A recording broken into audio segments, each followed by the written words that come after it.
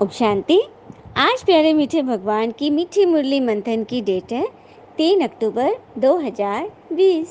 तो आज की वाणी सुनने के पहले कल की वाणी पर एक नज़र डालते हैं। कल बाबा ने बोला था ना कि अपने भीतर के अवगुणों को निकालना है। गुस्सा करना, हाँ, व्यर्थ की बातें सोचना, बोलना, करना, यह सब हमें अब छोड़नी है। हमें पुरुषों में उत्तम, कनिष्ठ से हम उत्तम बन रहे हैं इस संगम युग पर। और ज्ञान में तीखे वही जा सकते हैं जो रोज अपना पोता मेल चेक करते हैं, अर्थात अपने रजिस्टर देखते हैं, सारे दिन का चार्ट बहुत माइन्यूटली चेक करते हैं कि हमसे कोई गलती तो नहीं हुई, हमारे मन ने कोई व्यर्थ तो नहीं सोचा।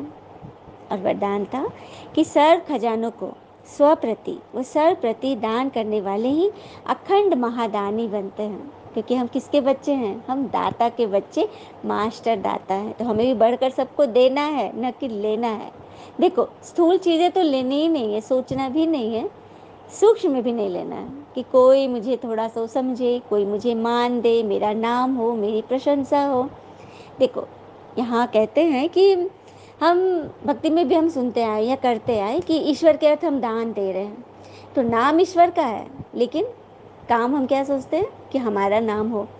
हम किसी को दान भी दे रहे हैं ना, तो देखते कोई अगल बगल कोई देख तो रहा है ना।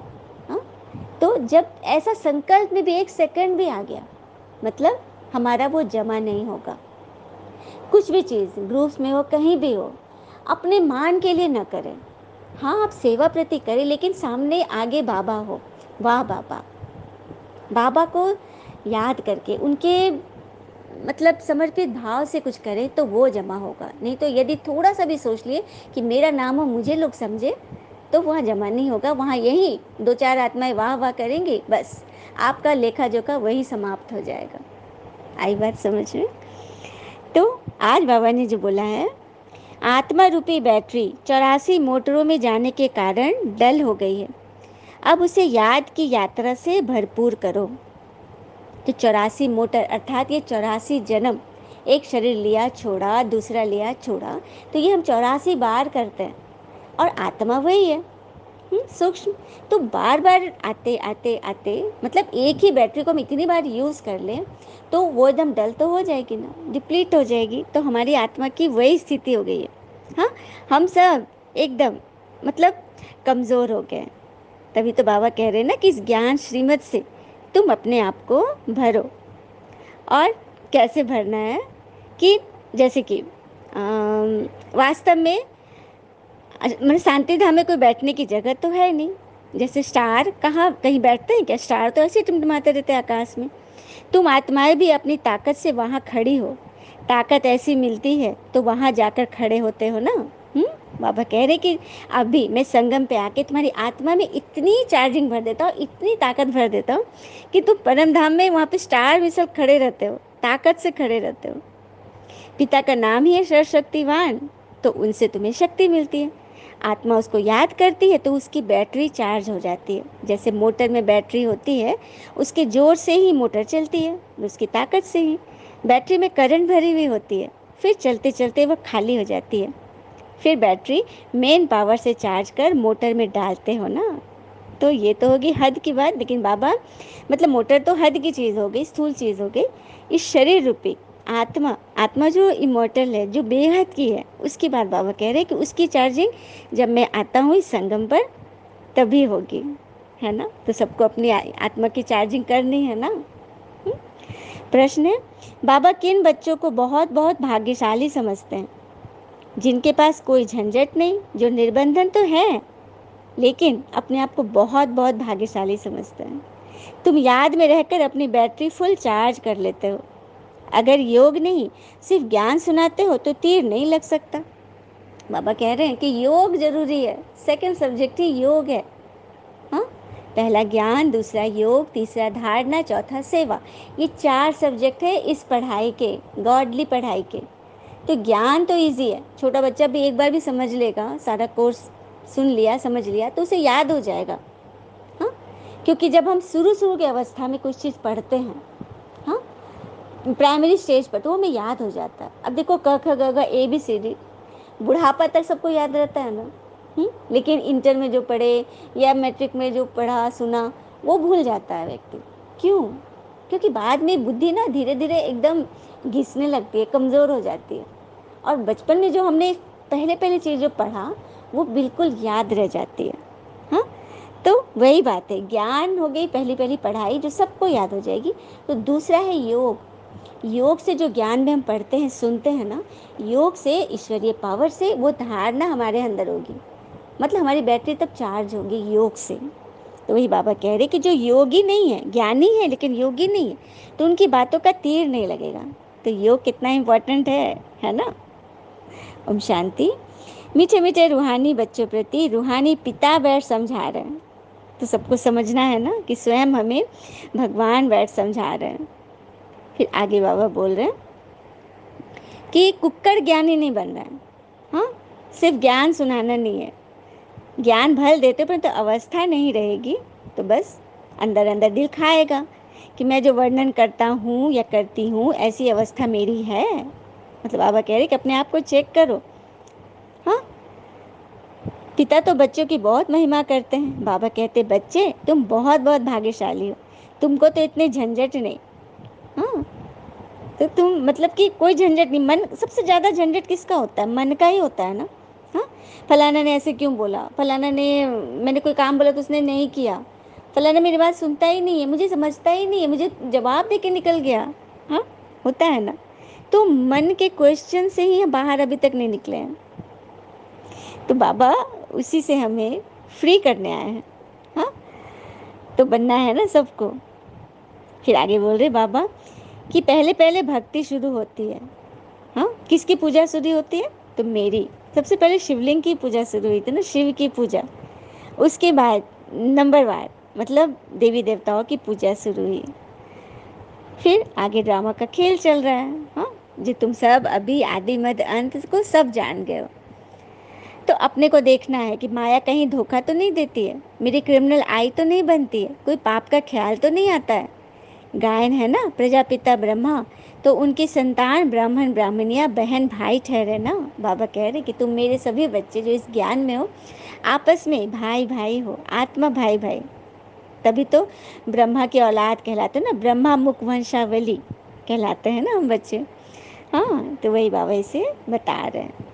फिर बाबा कहते हैं कि तुम बच्चों को भी ज्ञान मिला है। बोलो 108 की जो माला है उसमें ऊपर में फूल तो है निराकार, उनको ही सब याद करते हैं। उनकी याद से ही हम स्वर्ग की पटरानी अथवा महारानी बनते हैं। नर से नारायण, नारी से लक्ष्मी बनना, यह है सूर्यवंशी मखमल की पटरानी बनना। फिर खादी की हो जाती है, मतलब शुरू शुरू में तो मखमल एकदम सबसे टॉप क्वालिटी के बनते हैं। हाँ, सतयुग में। उसके बाद धीरे धीरे गिरते गिरते खादी, और अभी तो कुछ भी नहीं है, कोई वैल्यू ही नहीं है। तो ऐसे ऐसे पॉइंट्स बुद्धि में रखो और फिर आत्माओं को समझाओ कि कैसे आत्मा धीरे धीरे डलहेड होती जाती है, कमज़ोर होती जाती है, जिससे तुम्हारा बहुत नाम वाला होगा। बाबा कह रहे हैं तो बात करने में शेरनी बनो। हाँ, मतलब एकदम बकरी मत बनो, मैं नहीं करना है, शेरनी बनो। तुम शिव शक्ति सेना हो ना, अनेक प्रकार की सेनाएं हैं। वहाँ भी तुम जाकर देखो क्या सिखलाते हैं, लाखों मनुष्य जाते हैं। बाबा ने समझाया क्रिमिनल आई बहुत धोखा देने वाली है। अपनी अवस्था का वर्णन करना चाहिए, अनुभव अपना सुनाओ कि हम घर में कैसे रहते हैं, अवस्था पर क्या असर पड़ता है। डायरी रखो कितना समय इस अवस्था में रहते हैं। हाँ, पिता समझाते हैं क्योंकि रुस्तम से माया भी रुस्तम होकर लड़ती। कई आत्माएं हैं कहती हैं कि दीदी बुरा नहीं मानिएगा कि जब से ज्ञान में आए ना तो विघ्न बहुत सारे आ रहे हैं, एक पर एक आ रहे हैं। इसको भी समझाना चाहूँगी कि ये हमने स्लोगन सुना है ना कि जब तूफान चारों तरफ से घिरता है तब भगवान तोहफा लेकर आते हैं। और तूफान किसे कहते हैं? सिर्फ तूफान जो आंधी तूफान जो आता है वो चारों तरफ से आता है ना, कि सिर्फ एक दिशा से आता, पूर्व दिशा से आता, तीनों दिशा से तुम शांत रहते तो उसे तूफान नहीं कहेंगे, उसे कहेंगे हल्का सा हवा का झोंका आया चला गया। लेकिन यदि तूफान कह रहे हैं तो चारों तरफ से आता है। और कहने का बात है कि हम मतलब डॉक्टर के पास है, हमारा इलाज हो रहा है, तो अंदर की जन्म जन्म की हमारे विकर्मों की जो हमने बीमारियां पाल के रखी है ना, हाँ, वो सब बाहर निकलेगी। तो कई बच्चे इस तूफान से घबरा जाते हैं। हाँ, हम बच्चे भी जब शुरू शुरू ज्ञान में आए तो हमारे ऊपर भी बहुत तूफान आया, लेकिन भगवान की याद से, हिम्मत से ये मुरली को एकदम पकड़े हुए थे ना, तो आज किस तरह से तूफानों के बीच से होते हुए, समुद्र के बीच से रास्ता निकला है। इसीलिए नए नए बच्चों को बिल्कुल घबराना नहीं है, बिल्कुल घबराना नहीं है। हमारे साथ भगवान, और जब भी तूफान आए ना, तो मन में बस यही बोलो, वाह ड्रामा, वाह बाबा, अब बाबा तोहफा लेकर आएंगे। और सच में ये अनुभव आप शेयर करना कि तूफान के बाद कुछ ऐसा हो जाएगा जो आपने कभी सोचा ही नहीं था। तो ये है ईश्वरीय टचिंग, है ना। इसीलिए किसी बात में घबराना नहीं, क्योंकि युद्ध का मैदान है ना, माया बड़ी बलवान है। तो माया अर्थात 5 विकार। धन को संपत्ति कहा जाता है, कई अर्थ में मतलब संपत्ति को माया कह देते हैं। हाँ, लेकिन माया हमारे अंदर की कमी कमजोरियां हैं जो बाबा ने हमें आकर बताया है। अच्छा, मीठे मीठे बच्चों प्रति भगवान की नमस्ते। हम बच्चों की भी प्यारे शिव पिता को नमस्ते। और बाबा दिल से सभी आत्माओं की तरफ से आपको very very very good morning. धारणा के लिए मुख्य सार है, पहली पॉइंट, हम मीठे पिता के बच्चे हैं, तो आपस में मीठे भाई भाई हो गए ना। कभी भी विकार की दृष्टि नहीं रखनी है। दृष्टि में कोई भी चंचलता हो तो रूहानी सर्जन को सच बता दो। बाबा कह रहे हैं कि कोई भी मन में कोई बुरी भावना आ गई, कोई संकल्प वैर चल गए किसी के प्रति, क्या क्यों कैसे, या बुरी दृष्टि चली गई, तो भगवान से सब बता दो। देखो, कई आत्मा कहते हैं भगवान से क्या बताना, वो तो सब जानते। तो बाबा कहते हैं हाँ मैं जानता हूँ, लेकिन जब तक तुम अपने मुख से नहीं बोलोगे, हाँ, तुम मुझे लिख कर नहीं दोगे, तब तक तुम्हारी सुधार की गुंजाइश कहाँ रहेगी, तुम्हें रियलाइजेशन कैसे होगी। तो इसीलिए बाबा कहते हैं कि सब कुछ मुझे बताओ और सच सच बताओ। दूसरी पॉइंट, कभी भी आपस में मतभेद में नहीं आना है। फ्राक दिल बन सर्विस करनी है। अपने तन मन धन से बहुत बहुत नम्रता से सेवा कर सबको पिता का परिचय दो। तन मन धन, हम कहते जरूर आए कि तन मन धन सब है तेरा, बिन तेरे क्या है मेरा। रात दिन मैं यही गीत गाती रहूं। तन मन धन सब है तेरा। सुंदर गीत तो हम गाते आए ना भक्ति में, लेकिन कभी दिया क्या हमने? हाँ, तन मन धन। धन, हाँ धन दे देते हैं क्योंकि धन इजी है, और वो भी देते जो बहुत अमीर होते हैं। हाँ, अब ज़्यादा कपड़े हो गए तो चलो दान कर दिए, पैसे हो गए तो चलो दान कर दिए, लेकिन कंडीशन से, भगवान मैं ₹1.25 का प्रसाद चढ़ा रहा हूँ, या 1 किलो 1.5 किलो, आप मेरा ये काम कर देना। तो ये क्या है? ये तो सौदेबाजी है ना। हाँ, तो लेकिन बाबा का तो चाहिए हमारा मन। मन तो कभी किसी ने दिया ही नहीं, क्योंकि पता ही नहीं था कि कैसे मन दिया जाता भगवान को। मन से किचड़ा कैसे साफ होगा, क्योंकि भगवान गंदा मन तो लेंगे नहीं, भगवान तो स्वच्छ मन लेंगे ना। कल ही बाबा परसों ने बोला था ना कि सुई पे कट चढ़ी हुई है, तभी परमात्मा कृपा को खींच नहीं सक रहे हो, तो उस कट को साफ करो इस मुरली श्रीमत से, पॉइंट्स को धारण करते हुए। हाँ, और बहुत विनम्रता से बात करो, एकदम मीठे से बात करो और मधुरता से अपनी बात बोलो, सभ्यता की चाशनी में लपेट कर सबको भगवान का परिचय दो। और बिल्कुल कोई घबराए ना किसी बात से। संस्था की कोई कुछ एक आध नियम है जिससे आत्माएं घबराती हैं, तो बिल्कुल घबराना नहीं है, बिल्कुल नहीं, क्योंकि उसके लिए बड़े बड़े लोग बैठे हैं। हम बच्चे देखो ज़्यादा तपस्या नहीं करते ना, बच्चे तो बस रिजल्ट, मतलब कि उनके सामने थाली पड़ी हुई है, बस कुछ तैयार बनाना नहीं है, बस उन्हें सिर्फ खाना है। हाँ, मज़े लेना है, मौज में रहना है। हाँ, तो बिल्कुल डरना बिल्कुल नहीं है, और ईश्वर को पकड़ के रखना है, क्योंकि भगवान ही है। भगवान कहते हैं ना कि ईश्वर से क्या मांगना, ईश्वर से ईश्वर को ही मांग लो, यही काफ़ी है। जैसे एक बार की बात है, एक राजा को अपना उत्तराधिकारी नहीं मिल रहा था, ये मतलब बच्चे नहीं हो रहे थे उसको, तो उसे बहुत साधु संत किए, बड़ा पत्थर वत्थर पहने, बहुत कुछ किया। देखो, होना तो था उसको इतने दिन बाद, लेकिन उसको लगा कि ये सब किए तो हो गया बच्चा, और सच में उसे पुत्र रत्न की प्राप्ति हो गई।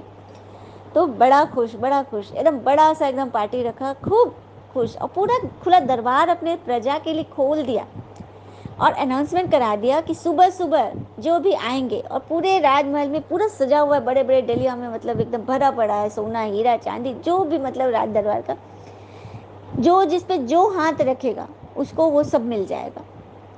मतलब ऐसी घोषणा उसने कर दी। अब तो सुबह एकदम भीड़ लग गई और राजमहल में भी तरह तरह की चीज़ें, खाने पीने की चीज़ें, सोने जेवर चांदी, मतलब जो भी सामान होता है बहुमूल्य चीज़ें, सारे कुछ रखे हुए थे कि इसमें जो हाथ डालेगा उसको वो मिल जाएगा। तो सारे लोग आ रहे हैं, कोई रुपये ले रहा है, कोई कपड़े ले रहा है, कोई कुछ ले रहा है, घर की चीज़ें ले रहा है, मतलब सारे आइटम्स थे वहाँ पे। एक छोटा सा बच्चा आया, वो चारों तरफ से देख रहा है। हाँ, सारे डलिया को उसने देखा, सारा सामान देखा कि क्या लूँ क्या लूँ क्या लूँ, उसका मन में कुछ समझ में नहीं रहा था। अचानक वो उठा और सिंहासन पर राजा बैठे थे, उसने राजा को ही पकड़ लिया। तो राजा ने जब ये देखा तो राजा उसको गले लगा लिया, बहुत प्यार किया। तो देखा, छोटे से बच्चे ने नादानी में ही सबसे बड़ी चीज़ ले ली। हाँ, ये चीज़ें जो हम लेंगे कितने दिन चलेगी, फिर तो हम भूखे हो जाएंगे, फिर तो हम सब खत्म होगा तो मतलब खपत हो जाएगी तो हमारे हाथ में नहीं रहेगी। लेकिन यदि राजा को ले लिया तो जब तक राजा है उसे किसी चीज़ की कभी कमी नहीं होगी। तो यहाँ हमें क्या करना है, हाँ, भगवान से कुछ मांगना है क्या कि हम भगवान को ये दे दो वो दे दो, मांगनी तो करनी ही नहीं है। बस भगवान से भगवान को ही पालो। हाँ, तो हमारे सारे प्रॉब्लम्स दूर हो जाएंगे। भगवान को पाना अर्थात जब भी कोई विघ्न आ रहा है, लग रहा है कि बहुत प्रॉब्लम है, सामने से बहुत ताने वाने, एकदम कलंक लग रहे हैं, बहुत ज़्यादा केओस हो गया, एकदम मन फंस रहा है चारों तरफ से, जैसे लग रहा है कि तूफान आ रहा है, उस वक्त भगवान को याद करना। उस वक्त जब लोहा गर्म है, ईश्वर को याद करो। सच में आपको अनुभव होगा, कई आत्मा के अनुभव हैं, ये कभी ताजी ताजी एक आत्मा का अनुभव है, उसको इतनी ज़्यादा प्रॉब्लम थी, लेकिन ईश्वरीय याद से, याद की किरणों से उसका मन हल्का हो गया।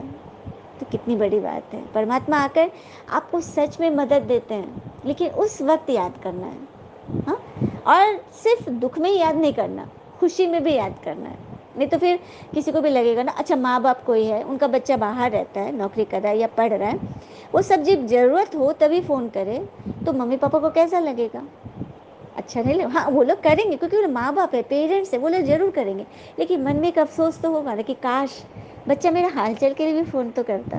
तो बस भगवान भी हमसे यही उम्मीद रखते, क्योंकि वो 5,000 वर्ष पर हमसे मिलने आए हैं, हमारे लिए आए हैं।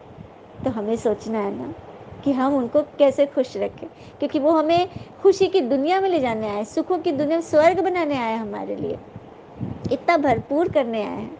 तो वो बस हमारे लिए ही कह रहे कि बच्चे मुझे याद करो, क्योंकि अभी माया का चारों तरफ बोलबाला है, पूरा रावण राज फैला हुआ है, उसमें हमें टिकना है। तो भगवान को याद करना होगा हर घड़ी हर कर्म में। सभी बच्चे तैयार हैं ना? चलिए हम सभी वरदान लेते हैं बाबा से। अपने श्रेष्ठ जीवन द्वारा परमात्म ज्ञान का प्रत्यक्ष प्रूफ देने वाले माया प्रूफ भव। अपने श्रेष्ठ जीवन का प्रमाण देने वाले। कैसे हम देंगे प्रमाण?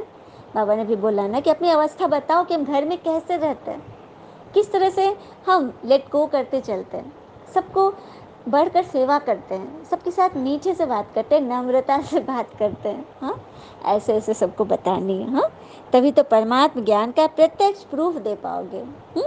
जैसे स्वयं को परमात्म ज्ञान का प्रत्यक्ष प्रमाण या प्रूफ समझने से माया प्रूफ बन जाएंगे। मतलब स्वयं को चलता फिरता प्रत्यक्ष प्रमाण समझो कि मैं परमात्म ज्ञान का प्रत्यक्ष प्रमाण हूँ। कैसे कैसे परिलक्षित होगा? हमारे व्यवहार से, हमारी वाणी से, हमारी सोच से। तो चलता फिरता प्रत्यक्ष प्रमाण बनना है ना। हाँ, हमारी श्रेष्ठ पवित्र जीवन, सबसे बड़ी असंभव से संभव होने वाली बात, हम प्रवृत्ति में रहते, मतलब एकदम बाबा की याद से पवित्र हैं। कितनी बड़ी बात है ना। पुराने शरीर की आंखों से पुरानी दुनिया की वस्तुओं को देखते हुए भी न देखो।